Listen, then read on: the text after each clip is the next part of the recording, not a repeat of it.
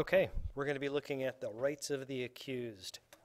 In class, we talked about the chronological order of the rights of the accused, and this is the overall organization. The Fourth Amendment provides freedoms from illegal search and seizure, which, if you look at the chronological order of things, it's prior to being arrested. The Fifth Amendment is during the criminal proceedings. For example, you cannot be tried twice for the same crime. That's double jeopardy. You cannot be forced to give evidence against yourself, and that there is a due process. That is during interrogation.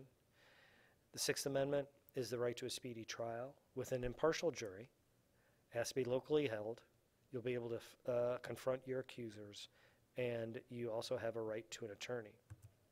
Again, this is during the trial. And then finally, the last part, the Eighth Amendment, is no cruel or unusual punishment, and that is during the sentencing phase. This only affects those who have been found guilty. So again, Fourth Amendment is are freedoms that are guaranteed to you prior to being arrested. The Fifth Amendment provides you freedoms during interrogation. The Sixth Amendment gives you freedoms during the actual trial, and the Eighth Amendment provides freedoms during the sentencing phase. And again, this is the process. It's like showing up tardy one day, as I explained in class, and this is your first tardy, and I go down to the dean's office and basically say, I want this person suspended. That's not the case. That cannot happen. There is a process here in school, and you can only be suspended after your fifth tardy. So that would have been a violation of your due process if I tried to do that. Why do we have these? I don't want to read this specifically, but the bottom line is James Madison did not create these out of thin air. These were abuses by the British and that were done to us. We wanted to make sure that this brand new government could not do the exact same thing. Not only that, but they also threw in the Ninth Amendment to make sure that people knew that there were other rights that were not listed, that this was not an all-encompassing list. Fourth Amendment, of course, illegal search. If you look at the picture up here, you have a policeman frisking the first person in line. Clearly, the dog had already been frisked. What does a policeman need to search your home? Of course, it's a warrant.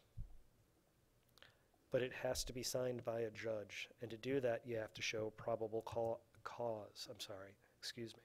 You must show the judge probable cause. You have to be fairly specific in what you're looking for, and then the warrant will be fairly specific as well.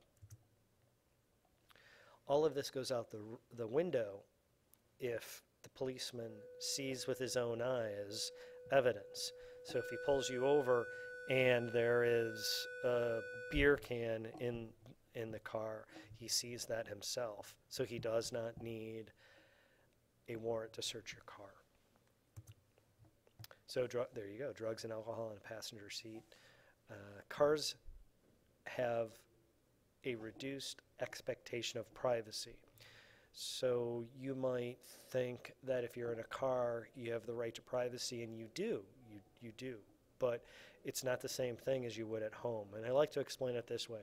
And if you're in one of my classes, you probably heard this already.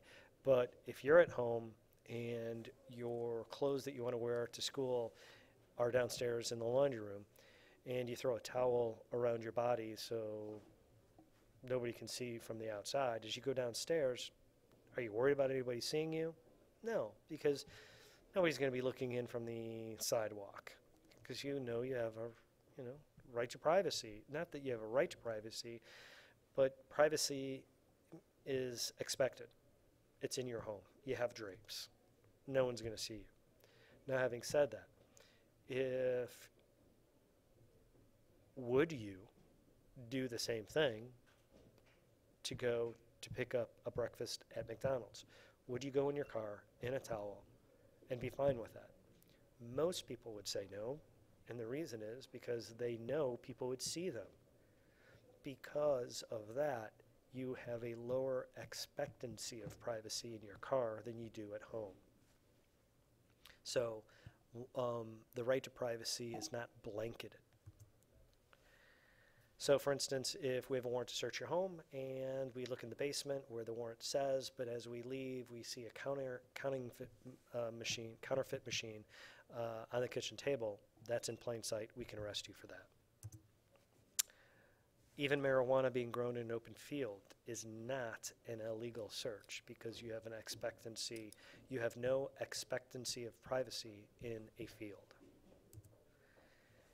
There was a court case in which the police used thermal imaging in an open field.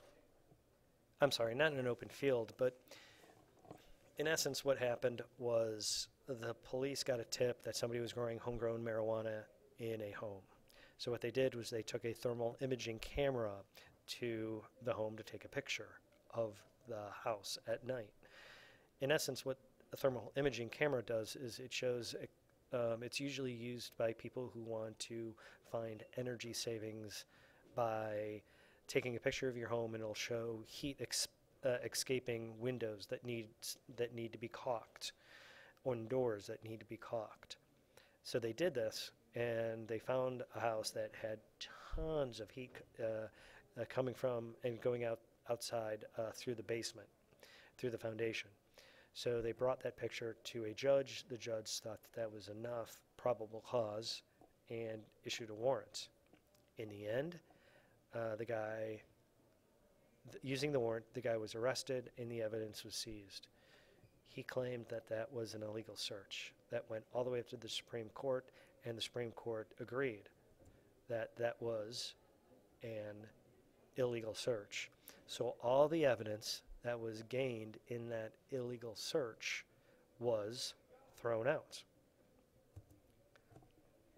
So that means, due to the, there we go, I'm going to slide it down a bit, the evidence is thrown out of court if obtained in an illegal search. So the exclusionary rule means that if evidence is illegally obtained, it is inadmissible and cannot be used. So since the police had no evidence against him, this guy was able to walk free. Not that you'll need to know this, but an overlying concept is that since 1961, the exclusionary rule has been curtailed. And overall, I want you to understand that the Supreme Court can change its mind.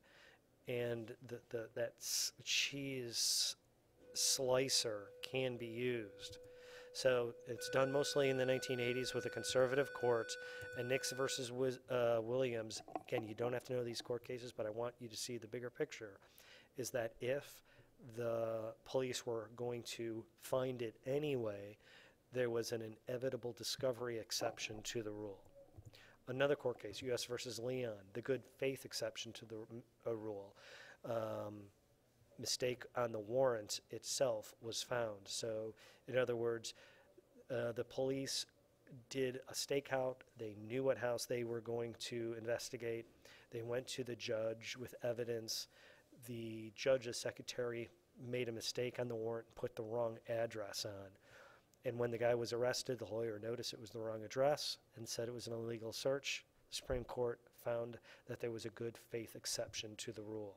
And then finally, Maryland versus Garrison in 1987, there was an honest mistake exception to the rule added on. The bigger concept is the Supreme Court is not frozen in their decisions. They may change their minds and get more specific in their decisions. So you might think, what about drug testing? Is that an illegal search? Again, the drug testing, basically, the cases that have gone to the Supreme Court, they found drug testing is not an illegal search, especially over jobs, because they basically said if you don't want to take a drug test, try to find another job. So it's up to you. And then April 2012, in a 5-4 Supreme Court ruling, the Supreme Court allows strip search by guards of people arrested and detained, even if in error.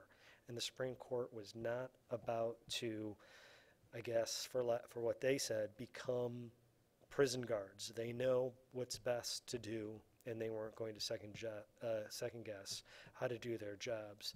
So a strip search and looking for drugs is not an illegal search by the Supreme Court, by the police. We're going to leave it here, and I am going to provide the 5th, 6th, 7th, and 8th amendments in another PowerPoint.